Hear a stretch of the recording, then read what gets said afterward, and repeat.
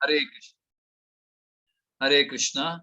So, a warm welcome to all the devotees who have joined today evening for our weekly satsang program. We are continuing our discussion on the Shrimad Bhagavatam first canto.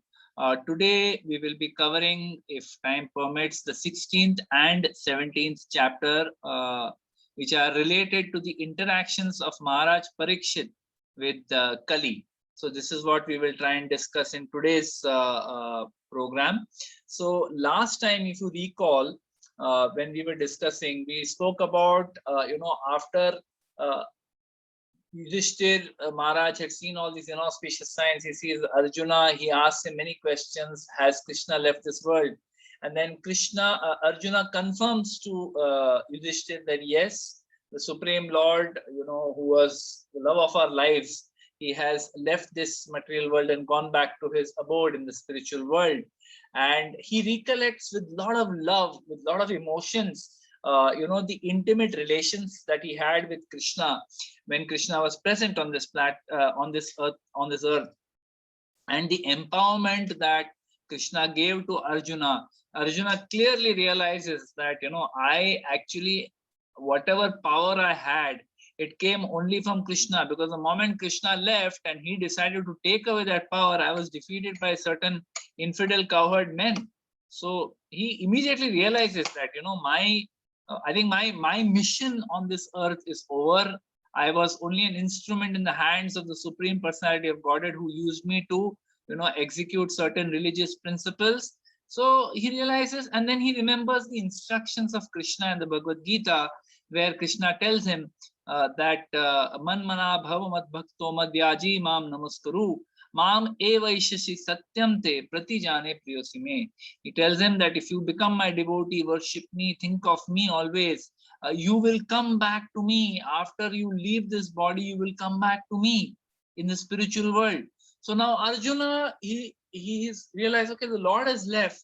Whatever mission he had to accomplish through us is done. तो अभी हम लोग यहाँ रुक के क्या कर रहे हैं? What are we doing here? Let us go back.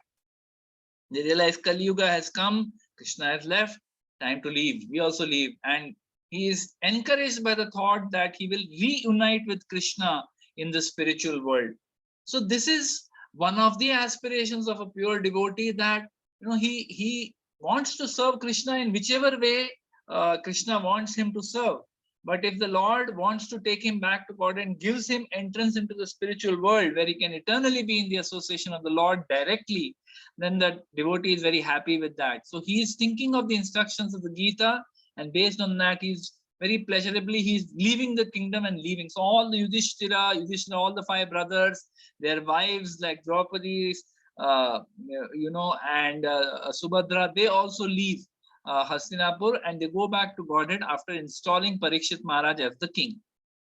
So the story now continues in chapter 16 from here, where Parikshit Maharaj was installed as the king of Hastinapur, which at that point of time was ruling over all kings all over the world.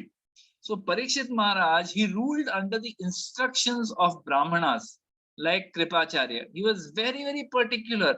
See, Srila Prabhupada gives this principle that, in scriptures also it is mentioned, like this body of society is divided into 4 varnas. Guna karma vibhagasha. Krishna says in the Gita, Chatur varnam maya shishtam guna karma vibhagasha.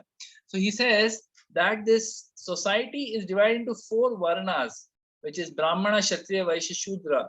According to what? Not according to birth, but according to guna and karma vibhagasha. It is divided according to guna and karma, according to the qualities of the person and the activities the person is doing. As per that classification, saying, okay, this person has the qualities and activities of a Brahmana, he is a Brahmana. This person has the qualities and performing activities of Kshatriya, therefore he is a Kshatriya. If he has the qualities of a Shudra, he is a Shudra. So this is how the classification was done. And the kings would be ruling under the direction of the Brahmanas. So the body of society was compared that the head was the Brahmanas, who gave the intelligence. The brain gives the intelligence to the rest of the body, gives instructions to the rest of the body what to do and what not to do. If the brain stops working, what happens? The body immediately collapses. Nothing works after that. So the Brahmanas were like the head of the society. The Kshatriyas were like the arms who provided protection, who provided everything to, the rest of the body. The Vaishyas were like the belly, which provided nourishment, which did commerce, which generated money. They would protect the other three Varnas by giving them, giving them sustenance, commercial sustenance. And the Shudras were those who would, who were not capable of enough to, who did not have the guna of guiding society. They did not have the power to protect society. They did not have the intelligence and wherewithal to generate employment and generate money for society. And then therefore they would be serving the other three Varnas of society. A beautiful arrangement was there. So the kings would rule in such a way that, under the direction of the Brahmanas, that all the Varnas are taken care of very nicely. So this is how Parikshit was ruling.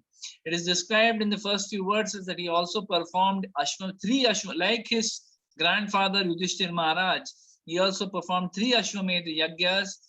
He married the daughter of Uttara Kumar. So Uttara Kumar was his mama, from his mother's brother, and his daughter he married. And he had, Srila Prabhupada explains that because they are in 2 different gotras, therefore this is allowed.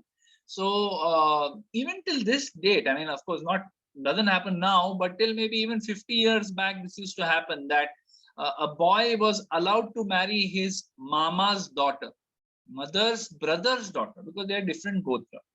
So like that he married. And he had 4 sons named Janmejaya, Surasena, Ugrasena, Shrutasena, Ugrasena, and Bhimsen too. Srila Prabhupada says Bhimsen too. So these 4 sons were there, and Janmejaya is described in one of those purports. The details are given about Janmejaya. So the Shaunakadi Rishi, Suta Goswami is speaking to the rishis at Naimisharanya, and he's describing this particular pastime of Parikshit Maharaj. And then in the 4th verse he says that Parikshit Maharaj, he caught the personality of Kali beating to death a cow and a bull, and therefore he decided to punish him. So immediately Shaunakadi Rishi, they stopped that, hey, what is this story?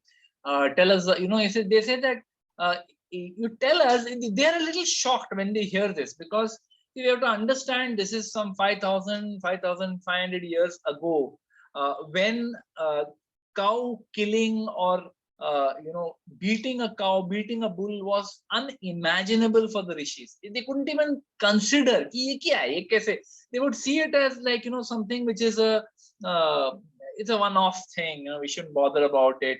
They specifically say that tell us about this if it is connected to Krishna. Tell us. Otherwise, if it's just a stray incident, don't even bother. This is what they say, because at that time it was not like that. So then in the next section, this pastime is described about Parikshit Maharaj's interaction with the personality of Kali. If you recall, we have discussed last 2 lectures that Kali Yuga had already arrived.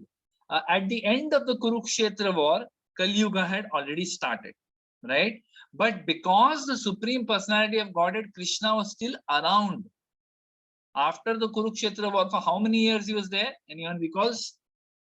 He was there for 36 years, right? Because the curse of Gandhari had to come true. So after 36 years, Krishna left.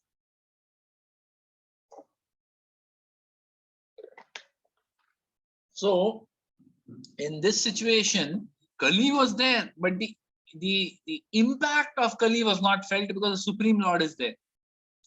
It is like, that there may be a very powerful thief or a very powerful smuggler or a gangster, who has, or a terrorist who has entered into a city. But if the commissioner of police is extremely powerful there, and all the citizens are law abiding, and everyone very much respects that commissioner and the politicians who are ruling that city. Now, then even if someone comes and tries to create trouble, nobody will pay their head. Humko tumhara kuch sunna nahi hai. We're very happy, right?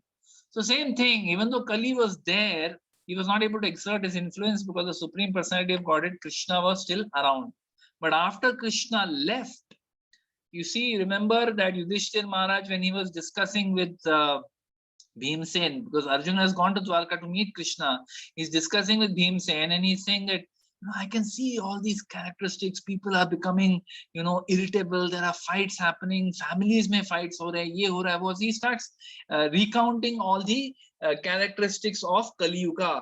So when he sees all this, he feels that, maybe Krishna has left. So now, after he has left, Krishna has left, Yudhishthir and all the Pandavas, they leave. Now they have put Parikshit Maharaj as the king. So now Parikshit Maharaj has come in, already clearly Kali Yuga has started, right? But still Parikshit Maharaj wanted to somehow continue that dharma,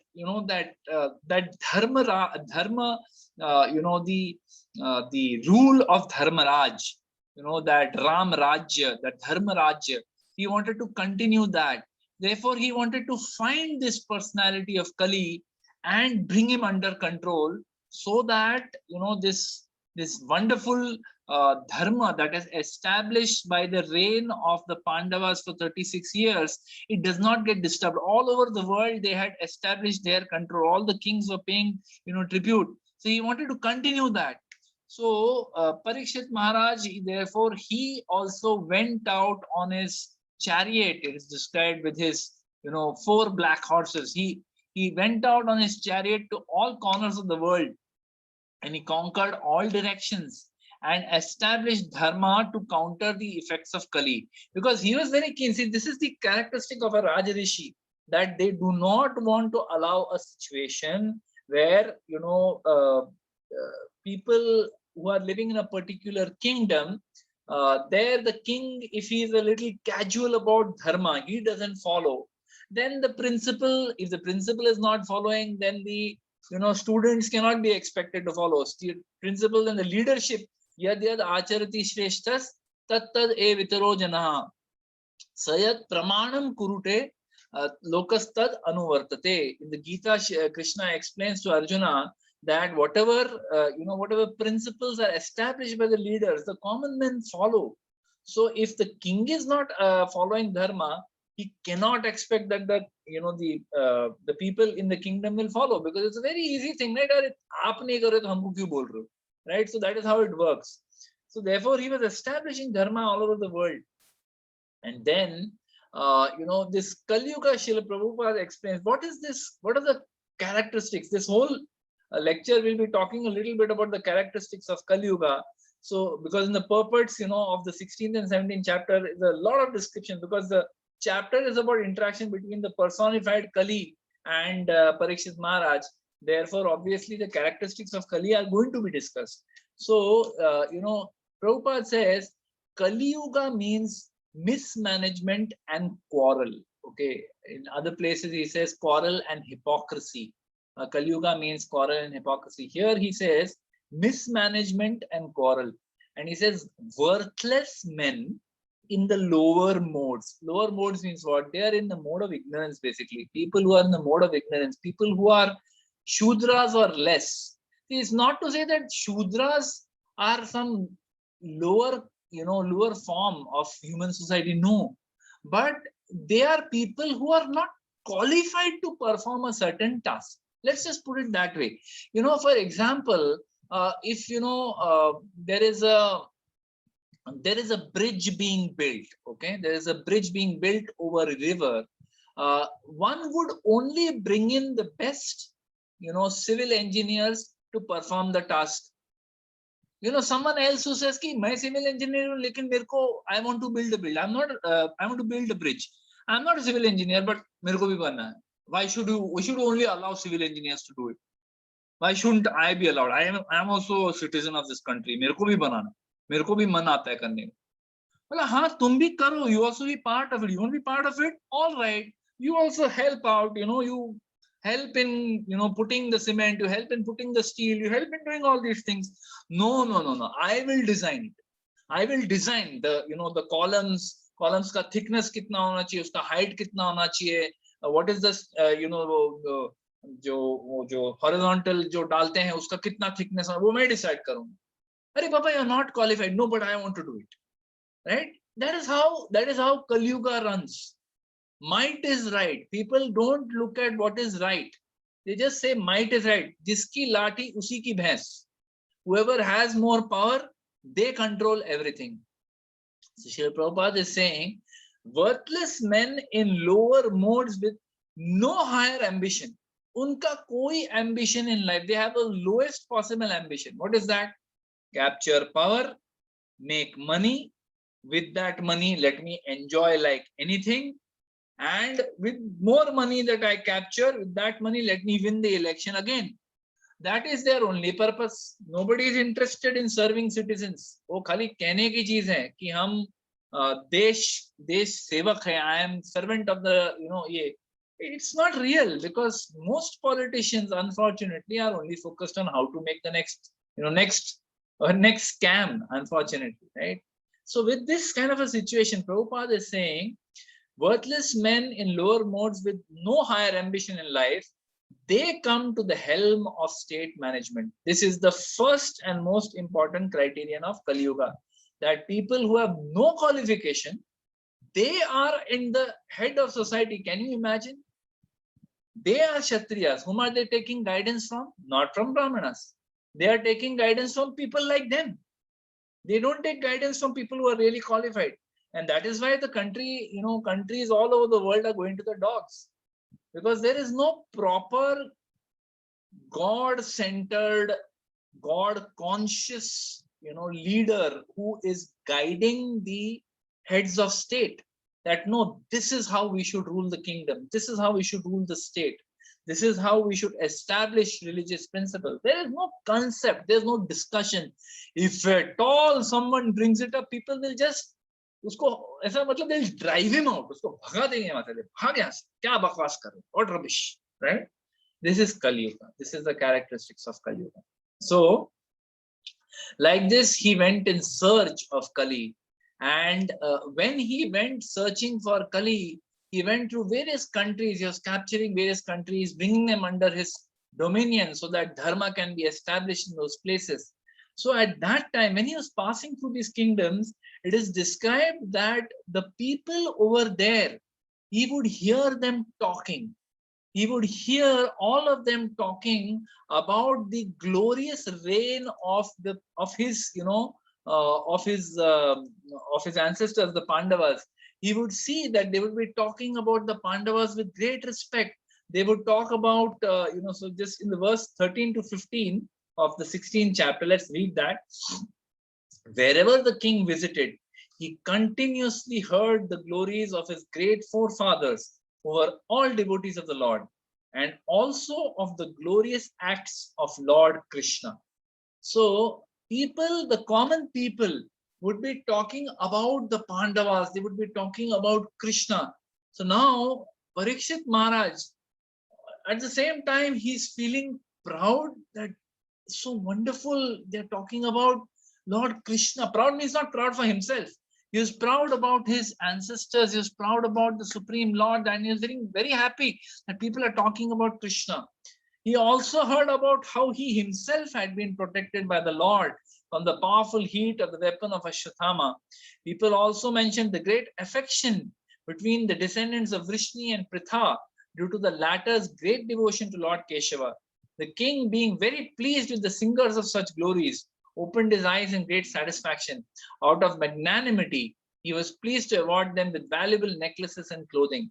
So like this, he was listening to people glorifying the Supreme Lord, and he would give them some charity. Then verse 16, very beautiful verse. Let us read this verse if it is possible. One second. Let me share the screen.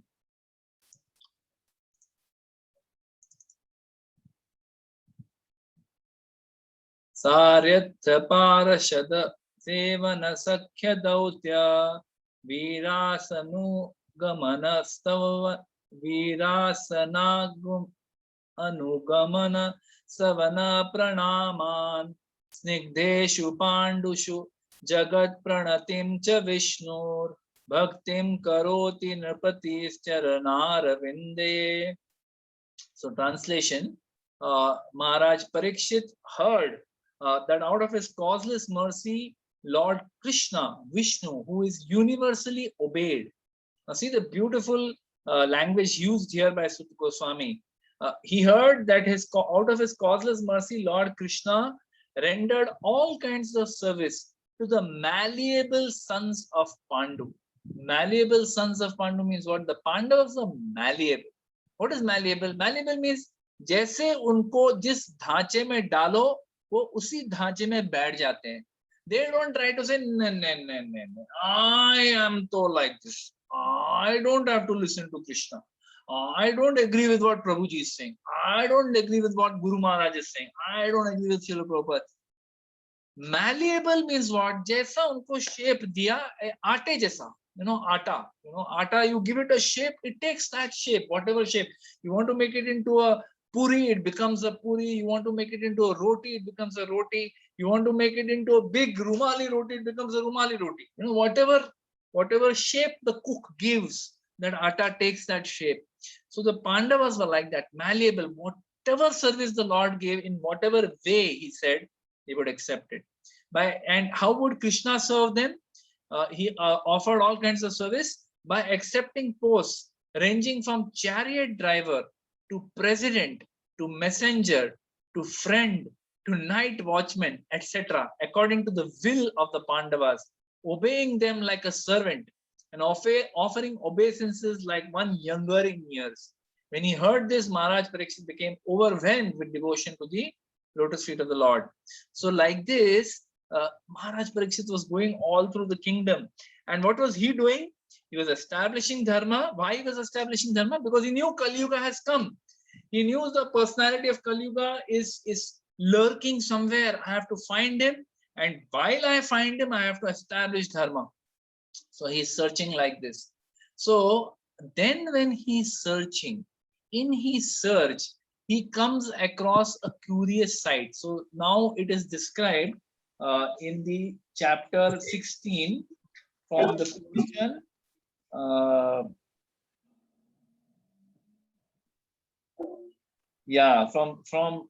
So Suta Goswami says, now here what happened while Maharaj Parikshit was passing just like this. Okay, so he describes, now the scene changes.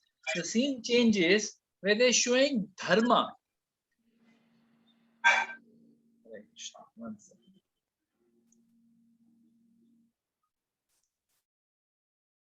Yeah, sorry.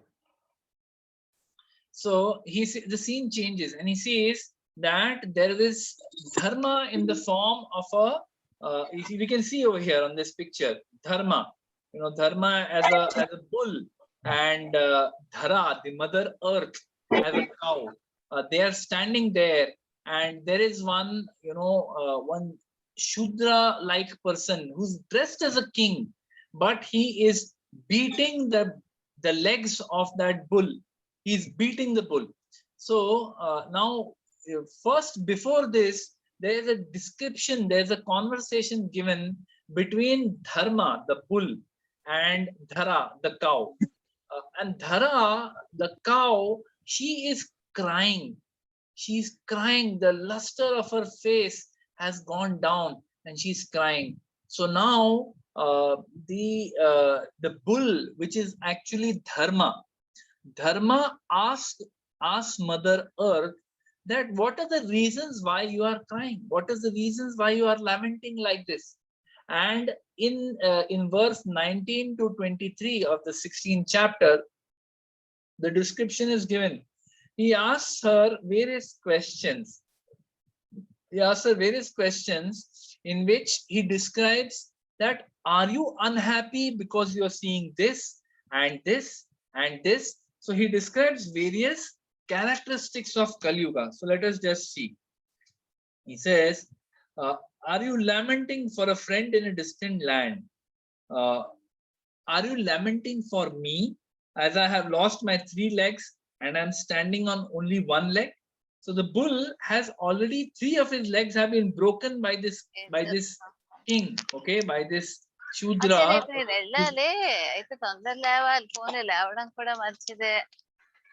Hare Krishna. Sorry. 1 minute. Let me mute all and not allow. Somebody remind me at the end so that I can unmute everybody. I always forget to do that. Now I have muted everybody. Okay, sorry about that. Okay, so yeah. So where was I? Yeah, so he has already 3 of his legs have been broken. We'll be describing what are those 3 legs and what is the 4th leg. We'll be talking about it. Then are you lamenting because of that? He says, are you in anxiety thinking that meat eaters will exploit you? So this was unimaginable, right? I mean, someone who would kill a cow and eat the flesh of the cow, right, was unimaginable at that time. It was very, very, very, very rare. I mean, it's just not happening. And today, you know, people with surname Gorakshekar are eating beef, right? It is very unfortunate. Surname hai Gorakshekar, one who protects the cow, but they eat beef. This is an unfortunate situation. This is where we are today, right? So he says, are you in anxiety that meat eaters will exploit you? He says, are you in anxiety for the sufferings of living beings due to famine and drought? She is Dhara, Mother Earth. So he's asking, are you worried that, you know, humans and people living here, living beings will suffer due to famine and drought, which is going to come in Kali Yuga? Because, you know, demigods are now bereft, he says, because demigods are bereft of sacrificial offerings. In the Gita, 3rd chapter, Krishna says, Annat Bhavanti Bhutani. In that section, he talks about the fact that, you know, this, because people perform sacrifices, therefore the demigods are pleased and they give rains. The rains fall on the seeds, that gives rise to grains. So grains come because of yajna, right? So if you don't do it, if you're not doing any yajna, then the demigods are bereft of sacrificial offerings, which is what causes famine and you know, drought. Then, are you unhappy for the unhappy women and children who are left by unscrupulous persons, for the goddess of learning? So this is very powerful. He says, are you in anxiety? Are you lamenting because for the goddess of learning who is being handled by brahmanas addicted to acts against dharma? So brahmanas who are addicted to acts against dharma, they are handling Saraswati. They are teachers. People in the past were called acharyas. He said Drona Acharya, Kripa Acharya. They were called acharya. Why? Because they would teach principles of scripture. They would teach all the kalas. They would teach all the skill of managing. So depending on what your varna is, they would teach you accordingly. You know, they would teach the Kshatriyas how to fight. They would teach them how to administer people through political means, whatever means, right? Sam, Dam, Dand, Bhed. They would teach them all these principles. But they themselves lived as Brahmanas. They lived a pure life. They were not dependent on the income of the king. If the king did not give them anything, they would live in utter poverty, but they would not depend on the king. They would not break regulative principles. They were very pure. Shaucham, one of the most important qualities of a Brahmana is Shaucham, cleanliness, purity. Purity not just physically, purity of heart as well. But these qualities are gone in Kali Yuga. And he says, for Brahmanas who have taken shelter of administrative families that do not respect Brahminical culture. So Brahmanas would not take shelter of kings who did not respect Brahminical culture. You don't respect? Okay, we don't want to be here. Like in the Mahabharata itself, there is a story of Dhaumya Rishi. Right? Dhaumya was the, he was one of the Brahmanas in the court of Hastinapur. Now, when Yudhishthir Maharaj was ejected from Hastinapur, from his kingdom, by the cheating in the gambling match, Dhaumya, and Dhaumya was a very powerful Brahmana. He said, I am not going to stay in this kingdom where dharma is not, followed. So what if, we are being protected? So what if we are getting opulent, food over here? We will not live in a kingdom where the king and his son are not followers of dharma. So they start following Yudhishthir and the Pandavas, and they are going into the 12 years of exile, 13 years of exile. They say, we'll also come with you. So Yudhishthir Maharaj says, no, oh dear Brahmanas, don't come with me. I can't serve you now. I would love to serve you. I want to serve. The purpose, he feels great lamentation in his heart. He feels that, what is the use of my life now? I cannot serve the great devotees of the Lord. I can't serve the Brahmanas. He says that, please, you don't come because I can't take care of you. I don't know how I will take care of my wife and my 4 brothers. How will I take care of you? And Dhaumya tells him that, don't worry, Rajan, don't worry. He says, first, we would rather die of hunger than live in such a kingdom where the king has no respect for Brahmanical culture. There is no respect for dharma. हमको यहाँ रहना ही नहीं है. We are not comfortable in such a place. We would rather die of starvation. Second, he says, you are Dharmaraj. You will never go hungry. Just don't worry. Things will be managed. And he only guides Yudhishthir that, you perform this so-and-so sacrifice to please Surya Dev. And then Surya Dev gives him that Akshay Patra. And with that Akshay Patra, then he takes care of not just his family, but the thousands of Brahmanas who have left along with Dhaumya. They're all living with him in the forest. And every day they give them, nice spiritual discourses, nice satsang every day in the forest. Because Dhaumya has gone with them, right? So this is the characteristic. He says, in Kali Yuga, Brahmanas will take shelter of anyone. Jo apne ko, khane ko deta hai, bas wahin pe shelter le lo. So are you feeling bad about that? Are you lamenting for the disorder created by the so-called administrators, bewildered by Kali? Are you lamenting for the general populace who are not following rules and regulations for eating, sleeping, drinking, mating, etc., and are inclined to perform such anywhere and everywhere? Or he says, are you lamenting for being bereft of the Lord's presence? You are probably now thinking of the Lord's activities and feeling sorry in the absence of these, these wonderful things that were there in the Lord's presence. So now our Dharma has asked all these questions to Dhara, Mother Earth, and now Mother Earth, Dhara, she starts responding, right? So in this section, Vishwanath Chakravarti Thakur, one of our acharyas in our parampara, he comments that how come Parikshit Maharaj was able to see this? This is not a common sight where, Dharma coming as a bull, then Mother Earth coming as a cow, and Kali Yuga, personified Kali Yuga. Kali Yuga is a subtle thing. How as a personified Kali Yuga, he was coming and breaking the legs of Dharma. How was he able to see it? So Vishwanath Chakravarti Thakur comments that because he was a pure devotee and he was searching for Kali Yuga.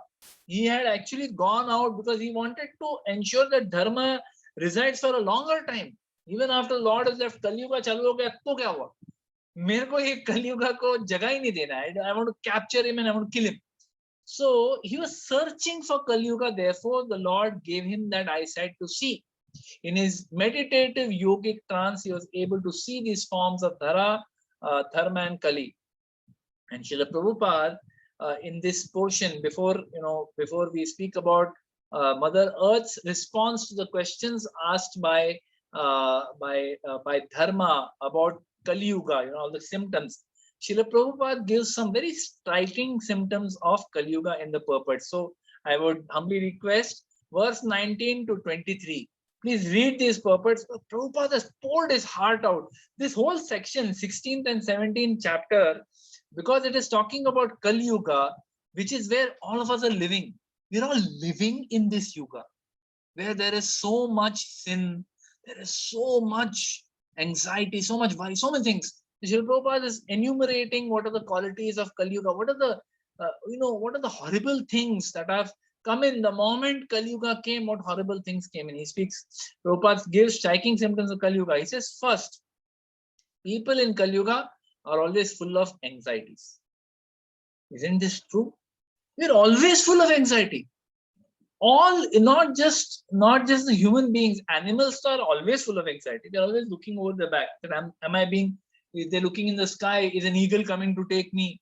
They're looking in left and right. When they're eating, they're looking left and right, that koi शेर नहीं आ रहा ना मेरे को खाने के लिए. They're looking at the water से crocodile will come and eat them. Anxiety. Human beings are also always in anxiety.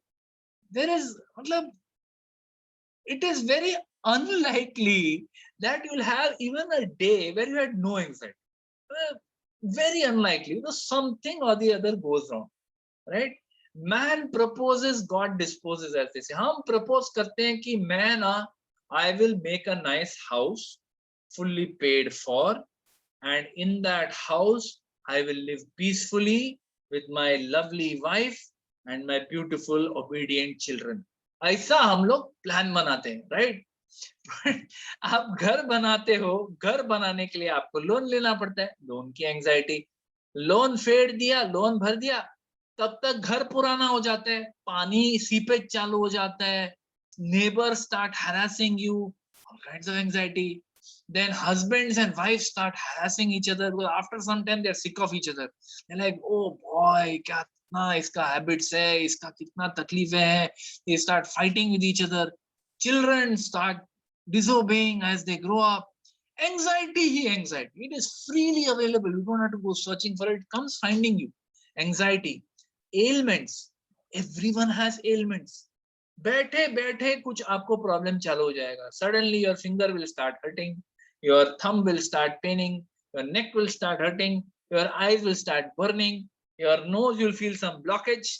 You'll feel that there's some growth here. I can see some growth. My nose, there's something. I'm not able to breathe properly. कहीं ना कहीं से कुछ ना कुछ चालू हो जाता है. Ailments. Then he says, no family is blessed to live together. This is another characteristic of Kali Yuga, that people, families, joint families are breaking up one by one. Very few. Today, if there is a family of 30-40 people staying together, it becomes a news item. News में आता है वो, Aaj Tak and this and that, all these channels must be covering such stuff, that so and so family, 30 people living together, 100 people living together. It's like a wow, Guinness book में आना चाहिए, that kind of a thing. So families are breaking up. Reduced duration of life, reduced duration of mercy, reduced power of recollection. Mercy and power of recollection. Mercy? What mercy? In today's world, we say it's a dog eat dog world. Rat race. Rat race means what? Everyone has become rats. There is no mercy in today's day and age. No one has mercy for anybody. You may feel, oh, mercy means animals ko mara to mercy.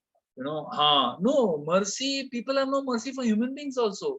You see someone dying and people are taking selfies with the dead body.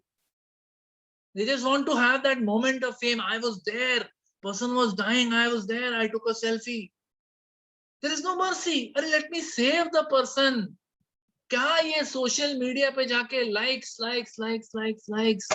We are so addicted to these likes. Our life has become about likes and shares and comments and notifications. Is this what life is meant for? For receiving WhatsApp messages, for sending a WhatsApp messages and then waiting कि कितने लोग ने बोला ऐसा, वो हाथ डाला उसके ऊपर, प्रभु जी, what a fantastic comment you have made, what a beautiful realization, Hare Krishna Prabhu ji. Is that what our life is about? We have forgotten what life is meant for. Even devotees, we forget who we are. We're so fortunate that we have somehow come into Krishna consciousness.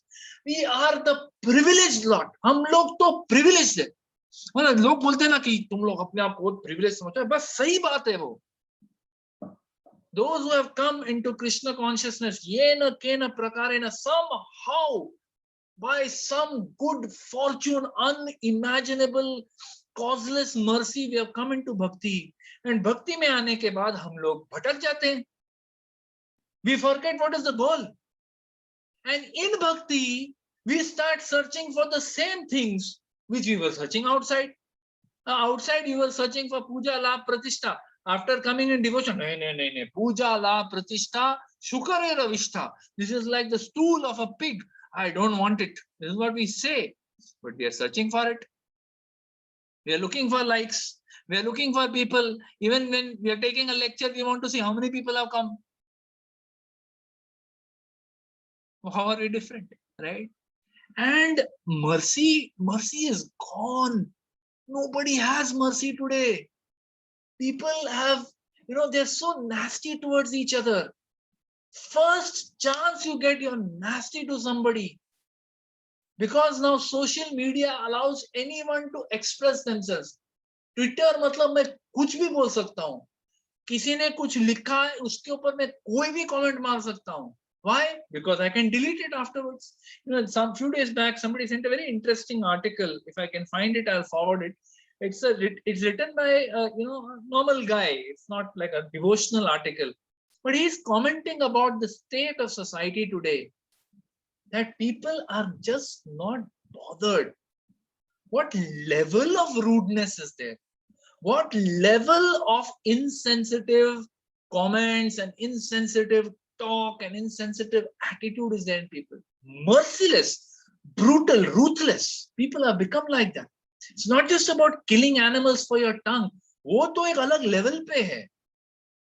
People take monkeys, live monkeys, and they rotate them on a table. They chop off the head of the monkey. The head ऊपर से ऐसे काटते हैं और straw डाल के उसके brain से पीते हैं. What level of mercilessness we have reached. We will eat anything that moves. I remember in my childhood, there was one comic I had read of Mandrake the Magician. Many of you will be able to identify Mandrake the Magician, right? So in Mandrake the Magician, there was, once they had shown that some aliens have attacked the earth or something, and they were called the rat men. Okay, they had faces like rats and they had big bodies, rat men. And then Mandrake the Magician defeats the rat men. Okay, so in that, sorry, this just spontaneously came to me because I used that phrase. In that comic, there was this phrase: the rat men eat anything that moves. Anything that moves. मतलब वो जिंदा व्यक्ति कोई भी हो उसको खा जाएंगे. ह्यूमन बीइंग हो, एनिमल हो, बर्ड हो, इंसेक्ट हो, रेप्टाइल हो, कोई भी हो, सब कुछ खाते. That is what we have become. Rat men. I'm not saying, of course, the devotees are not like that. It is wonderful, but this is what society has become. No mercy. So Prabhupada is saying no mercy, no power of recollection. We don't remember anything. हमें कुछ भी याद नहीं रहता है. You just think right now we are talking. If I were to ask you, tell me the 4 points that I made from start till now, I'm sure most of us will not be able to remember. I'm sure I also will not be. Forget about others. दूसरों को क्या बोलना मुझे खुद याद नहीं रहेगा कि मैंने अभी तक क्या points बोले. It's very difficult. Because this is the nature of Kali. Power of recollection is gone. And reduced moral and religious principles. People don't have religious principles, तो छोड़ो, moral भी नहीं. Moral principles means what? Honesty, simplicity, just straightforwardness, gone. He says, there will be so-called religious societies that are defying the personality of God and making life miserable for the saner sections of society. So for those who are devotees, these people will make their life miserable. They will harass the devotees, right?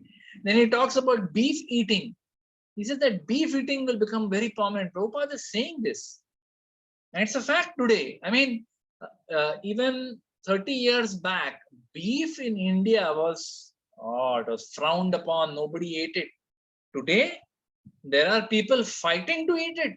How can you take away the right, the fundamental right, what I want to eat? So this is what our country is coming to. This is what the world is coming to. Beef eating, where cow, which is like a mother, It is compared to one of the 7 mothers of human beings is a cow, because she gives us milk, which gives us, Prabhupada says, creates brain tissue. Cow's milk is so valuable. There's so much in a cow, so much that a cow gives. Prabhupada says unscrupulous men will snatch away the calf and do unmentionable things which cannot be mentioned on the page of Srimad Bhagavatam. This is what Prabhupada language he uses. The words, he says that what they do with the calf, and especially if it is male calf, to wo gaya. Usko to koi future hi nahi. If it is a female calf, there is some chance of survival because it will give milk in the future. Moment the cow stops giving milk, usko bhi dal do bhatti mein. Get rid, kill it. This is what Prabhupada is saying.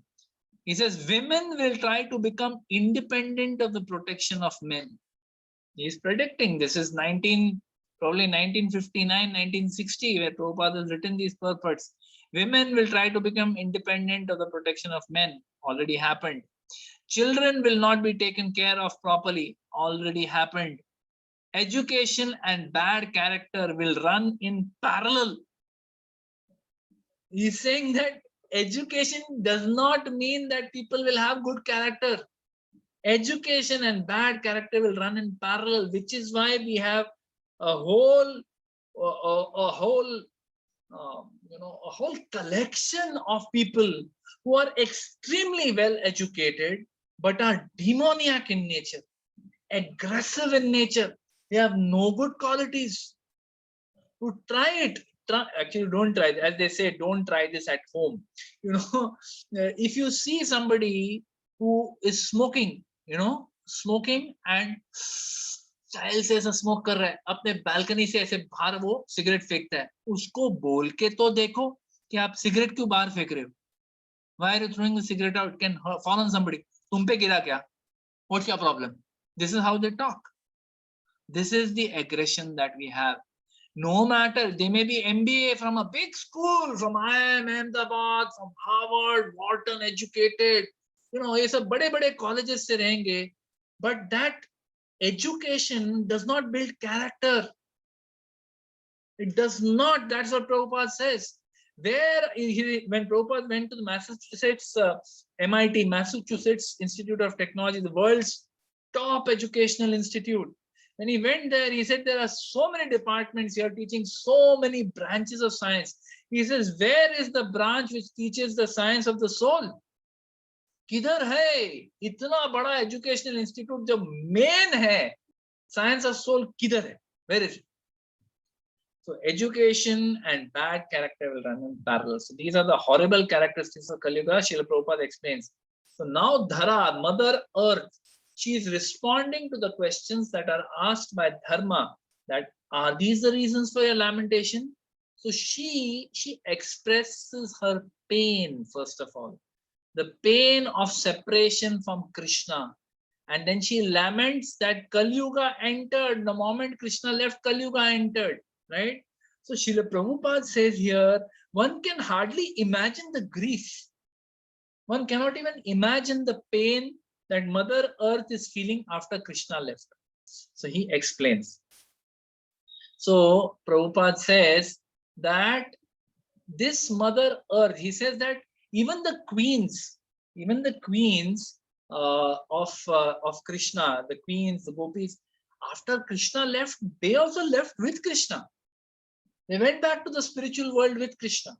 All the associates of Krishna, Dwarkavasis, they all went back to Godhead with Krishna. So they didn't feel any separation. But what about Mother Earth? Mother Earth, she was decorated with, the marks of the lotus feet. She explains, she says this, says, I was decorated with the marks of the lotus feet of the Lord. And Prabhupada says for 125 years, Krishna's lotus feet were there on her body. She could feel Krishna's feet on her body, right? And for such a long time she had. Now it's gone, right?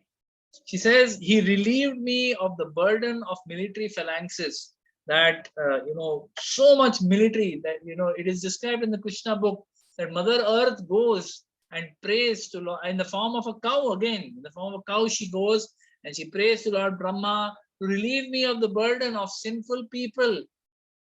Then Brahma prays to Lord Vishnu. Lord Vishnu then says, okay, Lord Krishna will come. And Krishna comes. So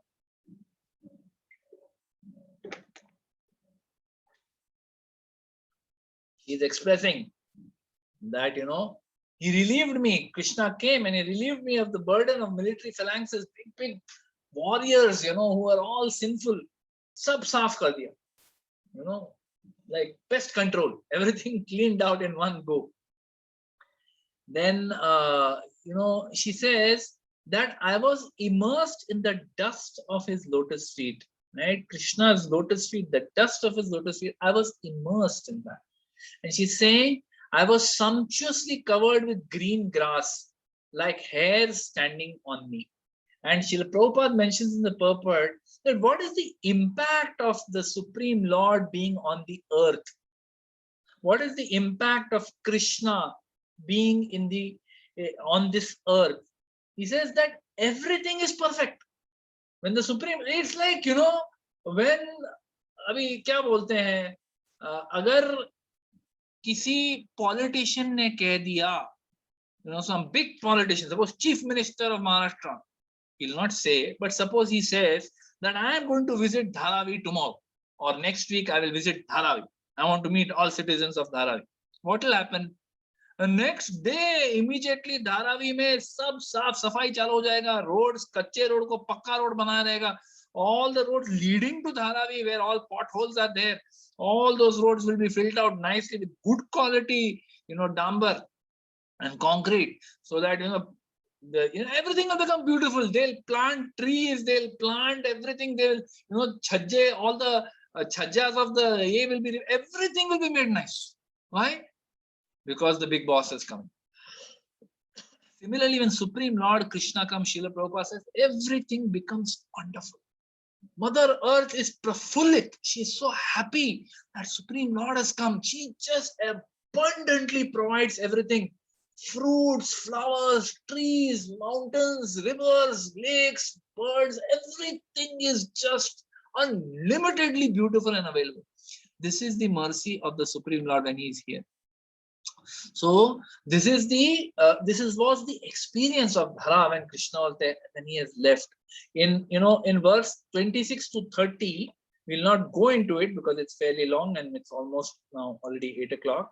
But in the verse 26 to 30, you can read there are 40, you know, 40 qualities of Krishna which he speaks about. Text 26 to 30. In him reside truthfulness, cleanliness, intolerance of another's happiness, the power to control anger, self-satisfaction, straightforwardness, steadiness of mind, control of the sense organs, responsibility, equality, tolerance, and so on. 40 qualities she just reels off, khatakhat, immediately, right? She says that personality of Godhead, the reservoir of all goodness and beauty, Lord Shri Krishna, has now closed his transcendental pastimes on the face of the earth. In his absence, the age of Kali has spread its influence everywhere. So I am sorry to see this condition of existence. So this is what he's saying. So now, this is the conversation between Dharma and Dhara. Now Parikshit Maharaj,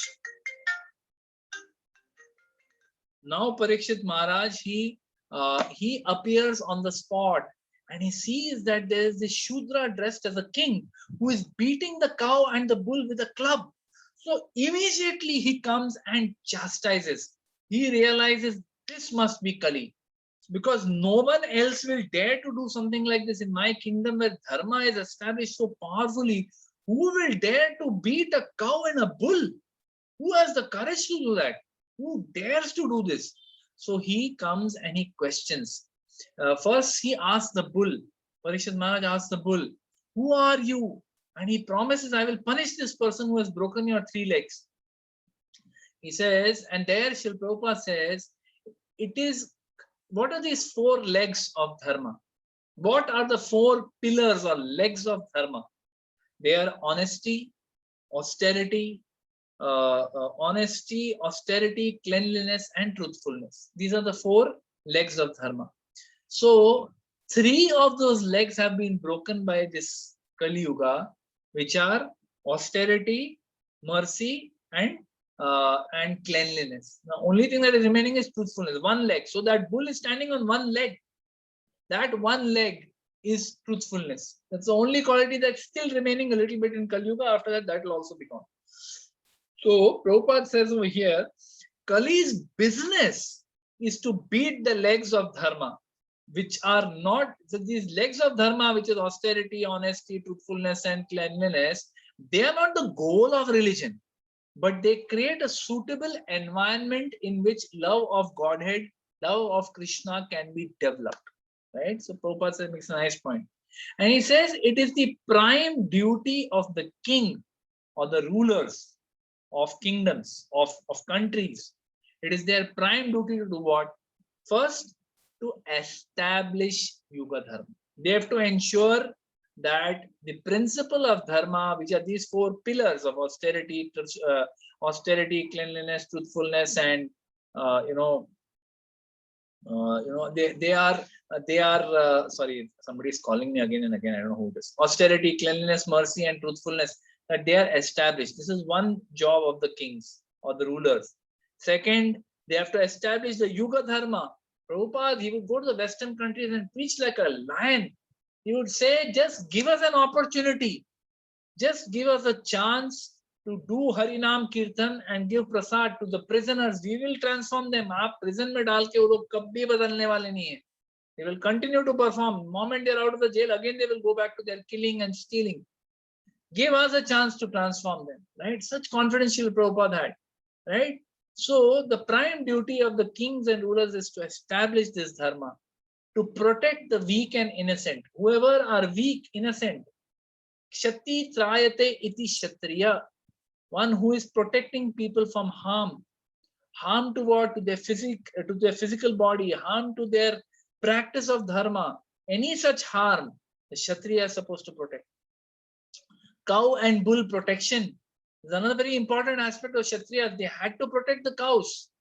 They had to protect the. It is described that when during the Agyatvas, when Duryodhan attacked Virat Raj and wanted to, they said that first let us steal the cows away. So moment we steal the cows, these Pandavas will immediately go to protect the cows, because they वो लोग को तो और कुछ आता नहीं है धर्म के लिए, वो लोग वो करेंगे ही करेंगे. They will come out to protect the cows. They will come out along with King Virat, and that's when we'll catch, and that's when we'll attack. We'll attack the kingdom. We bring the kingdom under our dominion, and then the Pandavas will be exposed. This is what was their plan. So they are supposed to protect the cows and bulls. So that is the rule of for a king.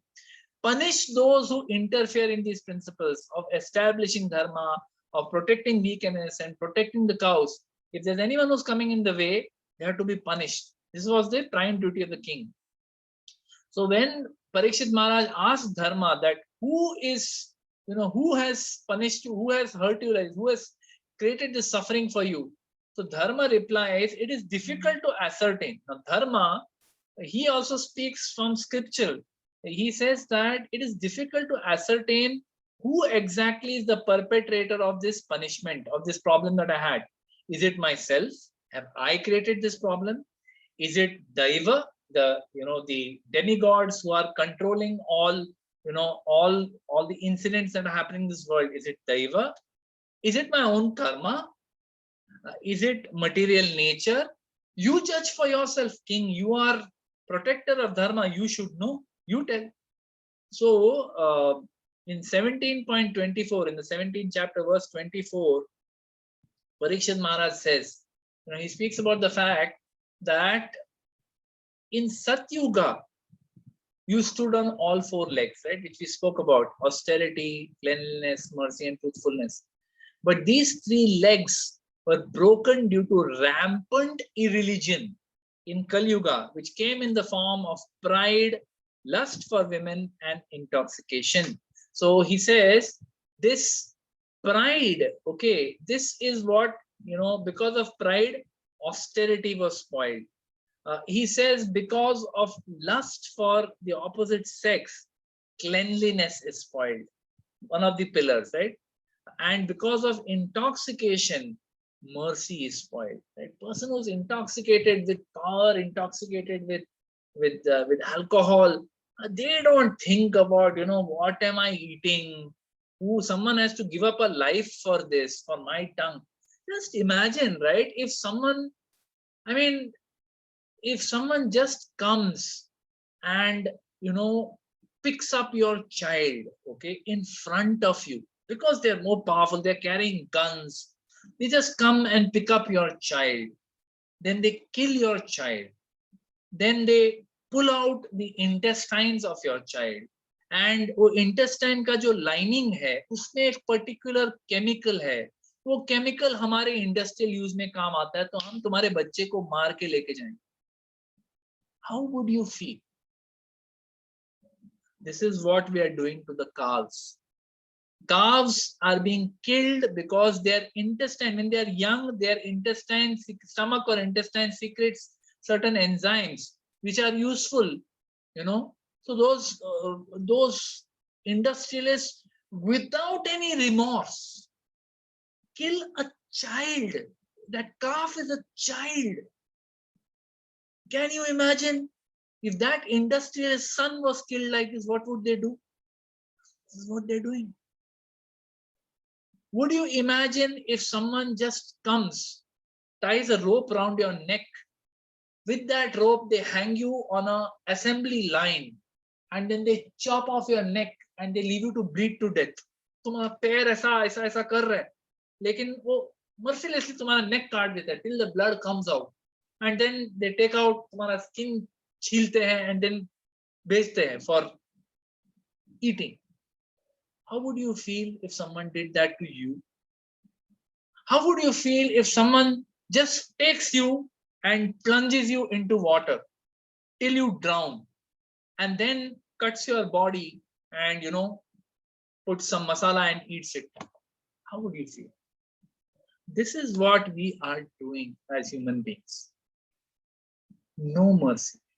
Right? It is so horrible to see what is happening, but I mean, unfortunately, I have also, before we came to Krishna consciousness, even I was eating meat.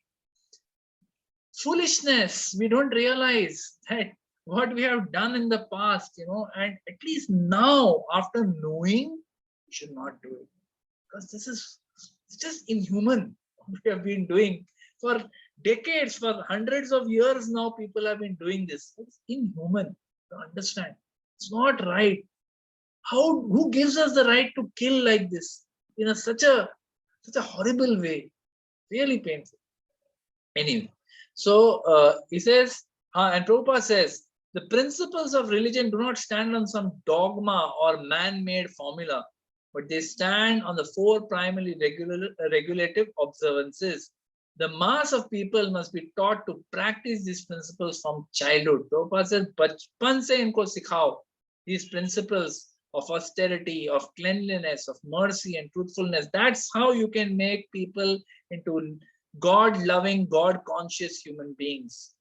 Prabhupada said many places, Bhaktisiddhanta Saraswati Thakur said, the only problem in this world is lack of Krishna consciousness, and the only solution is Krishna consciousness. So now he takes his sword, and as you can see in this image here, he is going to lop off the head of the personality of Kali. Now Kali says that, hey, I am taking shelter of you. Please don't kill me. I am also a resident of your kingdom. How can you kill me like this? Please don't kill me. I am taking shelter of your feet. Please give me some residence. Right? So first, before that, he says, okay, I'll not kill you, but you leave this kingdom. Mera kingdom aap chhod do. आप जहां पे हो वहां पे irreligious principles will be there, so I don't want you to be in my kingdom. You leave my kingdom. But Kali Yuga says, leave your kingdom. Everywhere is your kingdom. You are proprietor. You are the controller of all kingdoms on earth. Where will I go? I also need a place. No, मेरे को भी कोई जगह चाहिए रहने के लिए. मेरे को कोई तो जगह दो. मैं कहाँ रहूं? Give me some place where I can take shelter, some permanent place. So then Parikshit Maharaj says, all right, I'll give you 4 places to stay. So very interesting. Okay. And sometimes someone may wonder, hum log ye ISKCON mein we say that we must chant Hare Krishna, Krishna Krishna, Hare Hare, Hare Ram, Ram Ram, Hare Hare. He says we must chant, Prabhupada says we must chant the holy names. That is the Yuga Dharma. And he says you must follow these 4 regulative principles: no meat eating, no intoxication, no illicit sex, no gambling. So where did these 4 regulative principles come from? Here is where they come.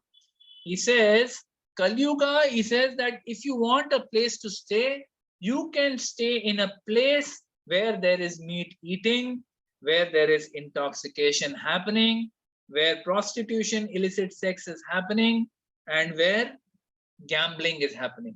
He says, these are the 4 places that I am giving you where you can take shelter. यहाँ पे जहां पे भी ये दिख रहा है तुम वहीं पे हो. That is where Kali Yuga is. Kali Yuga is also so smart. This person Kali, he says that my Lord, you are being very kind. You're giving me 4 places, but आपके राज्य में ये 4 जगह मिलेंगे किधर? Where will I be able to find any place where there is meat eating, intoxication, illicit sex, and gambling? There are है ही नहीं जगह ऐसा. Give me one more. एक और जगह दे. So then Parikshit Maharaj says, all right, I'll give you one more place.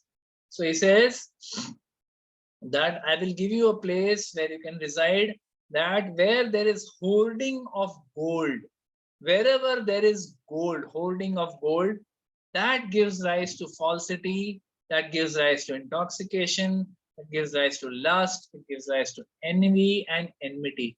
This is the place where you can reside. Srila Prabhupada gives a beautiful purport. 17.38 and 17.39, these 2 purports are very powerful. Please read. In this purport in 17.38, where he is given these 4 places to stay of illicit sex, gambling, meat eating, and intoxication, Srila Prabhupada in this purport, he gives his version. He gives his version of a perfect arrangement for systematically introducing the principles of religion. Please read it, because we don't have that much time to read it over here, but read it because Prabhupada, see, a sadhu, a brahmana is supposed to speak the truth. He is not bothered whether this truth may be palatable, is it politically correct, is it, will all... See, Prabhupada writes his purport, yes, considering that this is like a law book for next 10,000 years. But he doesn't mask the truth. He gives the truth as it is. He is very clearly stating what is the basis for setting up a society based on dharma. Very nice, very specific instructions. Please read it. Okay, and then Prabhupada says, maybe I'll just give a small, एक थोड़ा सा झलक दे देते हैं, 1 second. So, one more. Just at least high level, I'll do. One more.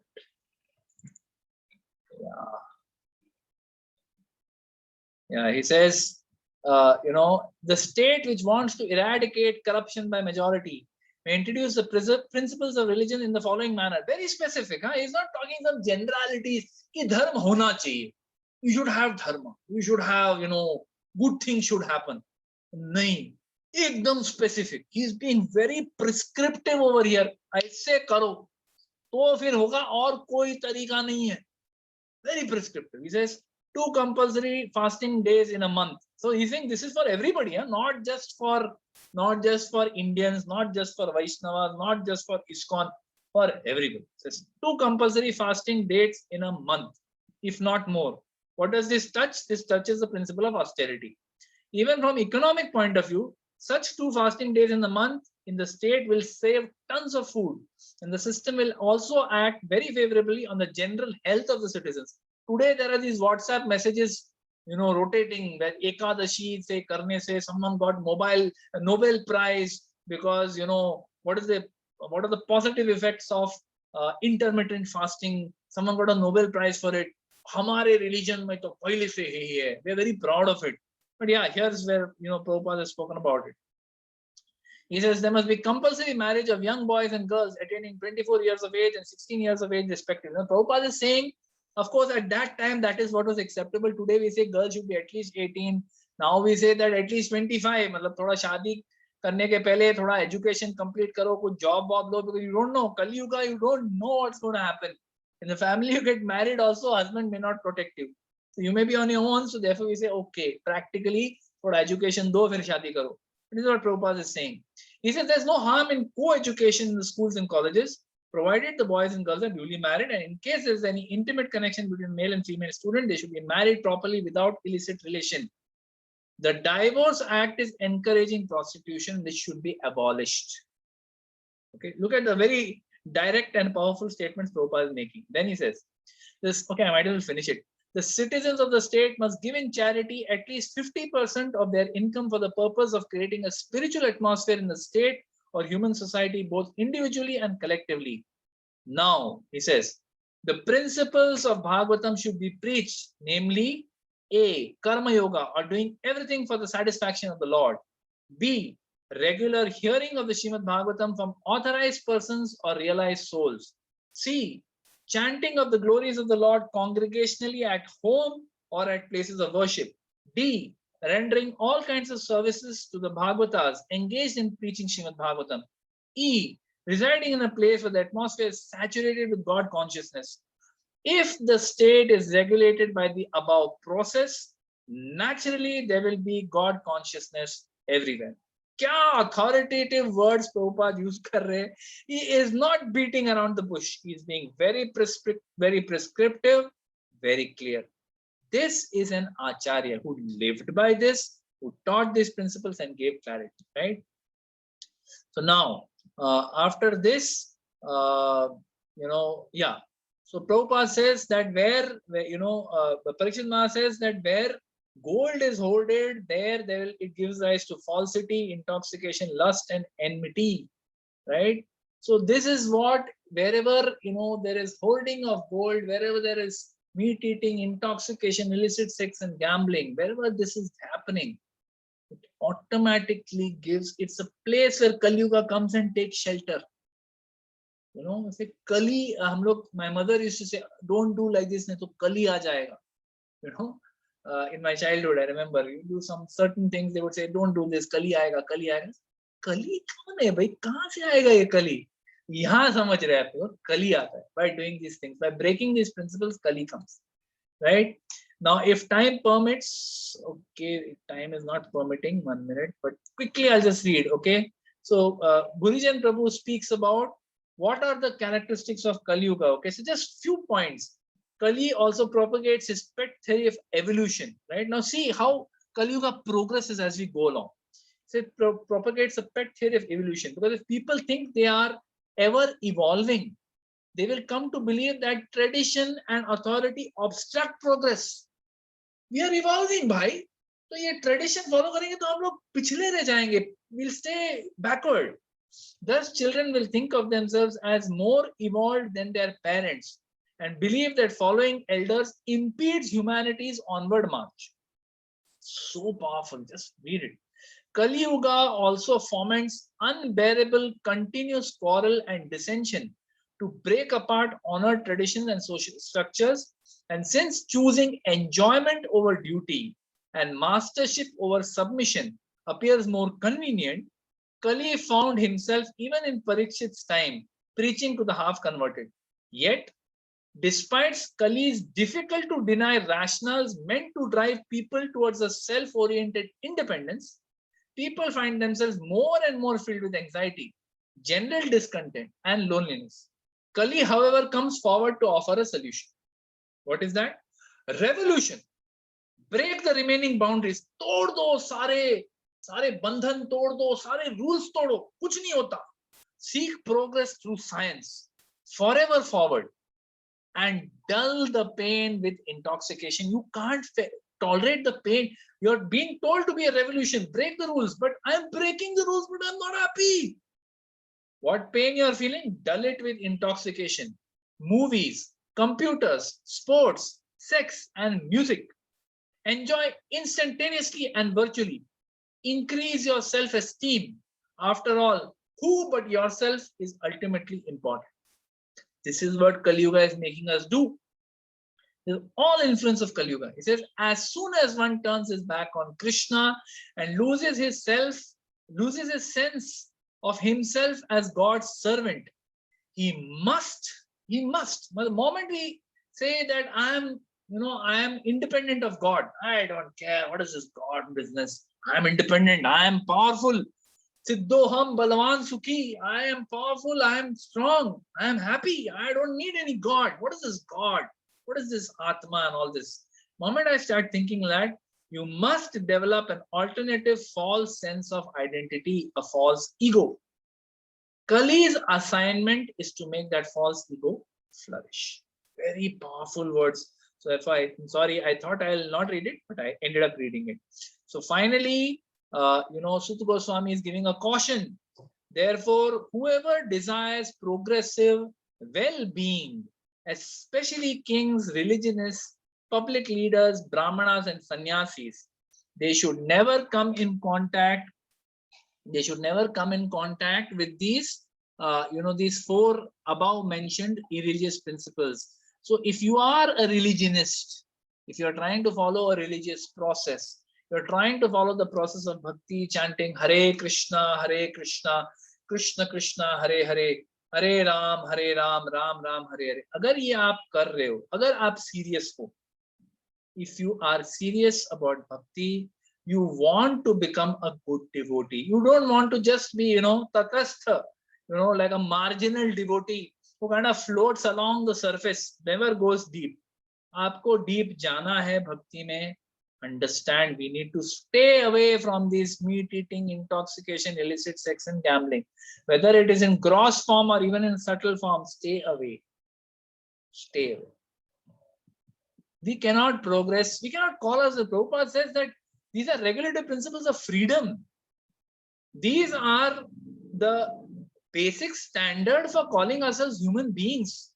You want to call yourself a human being? Follow at least 4 regulative principles. You can't chant Hare Krishna, do this. But Prabhupada, our devotees are so merciful, they tell us you can't give up 4 regulative principles. At least start chanting. Hare, but can I chant when I'm eating all this? They say, okay, you still chant. Take a bath and chant in the morning. Karo. Because by chanting Hare Krishna, Krishna Krishna, Hare Hare, Hare Ram, Ram Ram, Hare, this tongue will lose the taste. This desire to kill, the principles of religion will again come and take shelter in our heart. Austerity will come, mercy will come, cleanliness will come, truthfulness will come. Those principles will again come and take shelter in our heart, which have all left. सब छोड़ के चले गए. क्या नास्ती व्यक्ति रहना ही नहीं है इधर, सब छोड़ के चले गए. धीरे धीरे सब वापस आएंगे. If we take shelter of Krishna, like Dharti, like Dharma, who are fully taking shelter of Krishna, they will also come and take shelter in our heart. Those good qualities will reappear. If we take shelter of these bad qualities, there is no place for dharma. There is no place for Krishna consciousness. It's not that we can't follow Krishna consciousness if we are breaking 4 regulative principles. We may be able to do it, but it is not going to be pleasing to the Lord. It's not possible. You can't sustain it. Nahi ho sakta. Right? Therefore, finally, it is described at the end of the chapter, the king re-established these 4 legs or the lost legs of the personality of religion, dharma, and by encouraging activities, he sufficiently improved the condition of the earth. So King Parikshit, after chastising Kali, giving him a place to stay, he once more re-established, the principles of dharma, and once more things became proper. But as is the will of the Lord, nothing is permanent. Nothing is perfect forever. Things will keep changing, especially in Kali Yuga. So next time when we discuss, we will talk about what caused the incident, what caused the series of incidents because of which Parikshit Maharaj was forced to leave his kingdom and take shelter of Sukdev Goswami and listen to the Srimad Bhagavatam. Thank you very much. Hare Krishna. Srila Prabhupada ki jai, Srila Gurudev ki jai, Srimad Bhagavat Mahapuran ki jai, Nitai Gaur Premanandi, Hari Hari Bol. Thank you very much. Hare Krishna. Thank you for your kind hearing. Are there any questions or any comments from anybody on this topic? Oops, I have to unmute 1 minute. Yeah. So, I did that, Prabhuji. I did that. if you did it, okay, thank you. Yeah. So anybody would like to add any comments or any questions from anyone? Hare Krishna, Prabhuji. Yes, Hello, Prabhu. Pranam. It's quite rewarding that you spoke so beautifully about punishment reward of Kali. I just have one in text 35. In fact, you have beautifully brought out how Srila Text Prabhupada. 35, which chapter? 17 or 16? 17. Okay. Text 38, Prabhuji. You have 38. beautifully brought. Okay. You have nicely shared about how authentically, how very assertively Prabhupada has written what principles of religion to be introduced by the states or the countries to eradicate corruption. For example, for in all that you said. Now, it was written so many years back, and we have not seen what is ISKCON effort in getting it to the people who matter, that is the countries. So it is still in the I think nascent stages. It's not happening.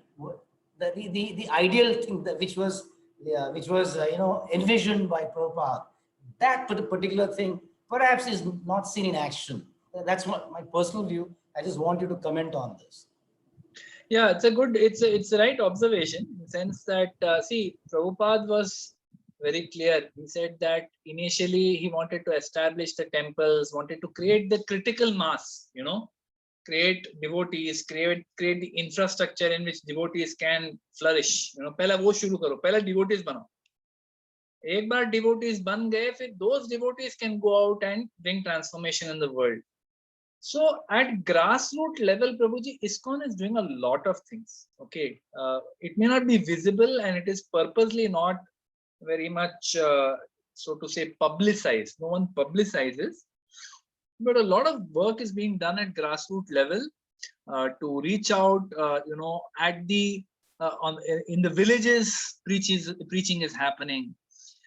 In the panchayat, the panchayat level preaching is happening.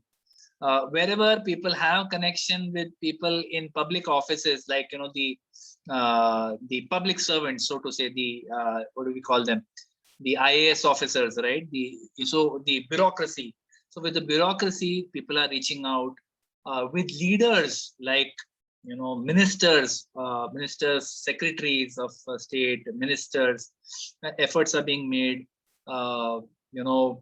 People had reached out, ISKCON had reached out to, you need a favorable state also. So Atal Bihari Vajpayee, his Grace Gaurang Prabhu had once given a very beautiful story that once he was in Canada and he was stuck on the highway in a car, along with one more politician, they were stuck in Canada, and on a road, and Canada is a very big country like the US. So somewhere in the middle of nowhere, when there were no mobile phones, nothing, they were stuck there and waiting, some gaadi, someone should come. And Indian people stuck there, who knows who they are, right? Probably cars are not even stopping. But then they saw one van of Hare Krishna. Okay, when Hare Krishna van came, so those people, they saw these people, they stopped, they took them inside, they took them to the back of the van. In the back of the van, they gave them prasad, they gave them books of Srila Prabhupada, they saw beautiful deities of Gaur Nitai, everything, end to end. They got the whole Hare Krishna experience in that drive, right? And then that experience, some 15-20 years later, it resulted when Atal Bihari Vajpayee became the Prime Minister of India. He went and inaugurated the ISKCON Delhi temple, right? Why? Because he had had that experience. So we don't know who is going to become Prime Minister. We don't know who is going to become Chief Minister, who is going to become Chief Secretary of State. We don't know. Jare dekho tare kaho Krishna upadesh. Be a devotee, give the message of Krishna to whoever is willing to take it. That is what we can do. You and me. भाई ISKCON क्या कर रहा है वो अलग बात है, हम क्या कर, what can we do? We have to make people devotees. We have to invite more people to satsang. We have to ourselves become good devotees, set a good example so that people feel inspired to become devotees. नहीं तो क्या सत्संग में आते हैं उनका अरे इसका बिहेवियर देख के कौन डिवोटी बनेगा, no chance. We have to be good devotees. Whenever we come in contact with the outside world, give them Krishna in whatever way they are willing to accept it, either as Krishna as a person, or Krishna through his books, or Krishna through his deities, Krishna through his kirtan, Krishna through his prasad, whichever way, give them Krishna. And as far as the leaders of society are concerned, ISKCON is making efforts. You saw, recently you might have seen, Narendra Modi came and inaugurated this very big Bhagavad Gita, right? He came and opened and he did an aarti. So efforts are going, but it takes time. These things take time. So we have to be patient. Okay, anybody else? Any other comments or questions? Hare Krishna, I think, Prabhu, I joined a little bit late, but it was amazing to hear. And one point which you touched is really touched me a lot as a banker. So you talked about educated guys from big institutes, were recognized universities, the way they behave, and not only in the public, but also in the, if I look at from a financial world also, you see 2008, 10, Lehman crisis and all comes out of what you call your greediness. So, I mean, I just want to touch the top point which you made earlier, the efforts which is made by ISKCON and maybe people like us, which will help later on. But I just want to ask you, like, why can't we maybe take it as a proactive step to go? I mean, I think it would have been happening in some part of the world which I'm not aware of. So, pardon my ignorance on. I mean, I think we see now ethics being a bigger topic which is missing in Yes, many sir. of the. Yes, sir. Right. Yeah. So I just want to understand from you, Prabhuji, is there anything taken by us, just linking to what you mentioned earlier, I'm sure it would have been, on teaching ethics. I remember when in 2010 this fiasco happened, I knew we had, I worked for a bank and I was abroad at the time. So we had guys brought from universities outside who talked about ethics to the entire senior management. Yes, So, sir. Yes, sir. Yes. So there is a lot of work that's being done on this also, Prabhuji.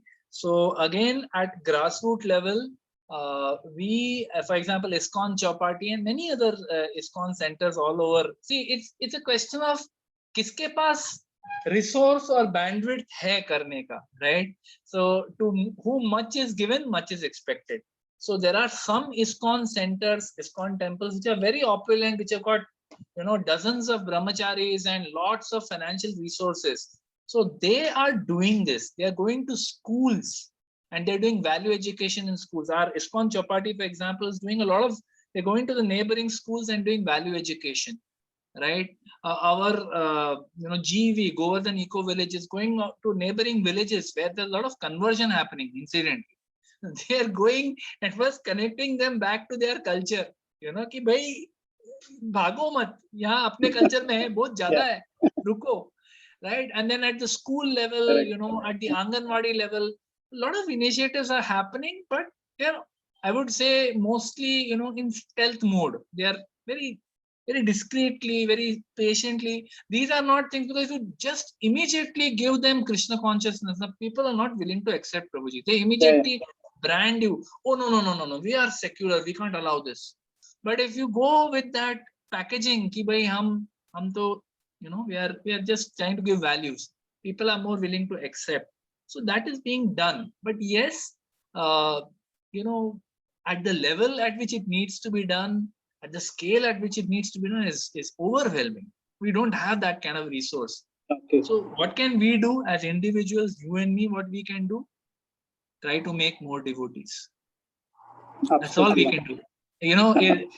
More hands, many hands make light work. Make more devotees, become good devotees, and make more devotees. Invite more people to satsang. I always say, if one person invites one person next week, instead of 39, we will have 78 people next week. Absolutely. Right? That's how it works. So we all need to contribute and participate. Whatever, the squirrel is also pleasing the Lord, and Hanuman is also pleasing the Lord. According to Yatha Shakti, we have to contribute to the mission of Srila Prabhupada. That's what we have to do. Hare Krishna. So, all right. Anyone else, or shall we end here? It's almost 8:35 now. Any other questions or comments? All right. So let's end here. Thank you very much, everybody, for your kind patience on a little bit of a heavy topic. Kali Yuga is a heavy topic, but that's where we are living. So we need to realize that, what are the characteristics of Kali Yuga, how it is acting upon us, how it is going to enter, take shelter in our heart if we are not careful. It will take shelter in our homes if we are not careful. Let us all take shelter of the instructions of Srila Prabhupada, so beautifully expressed in his very expressive and very direct and very hard-hitting purports of the Srimad Bhagavatam. Thank you very much. Hare Krishna. Srimad Bhagavat Mahapuran ki jai, Srila Prabhupada ki jai, Srila Gurudev ki jai, Nitai Gaur Premanandi. Let us have Kirtan for 5 minutes.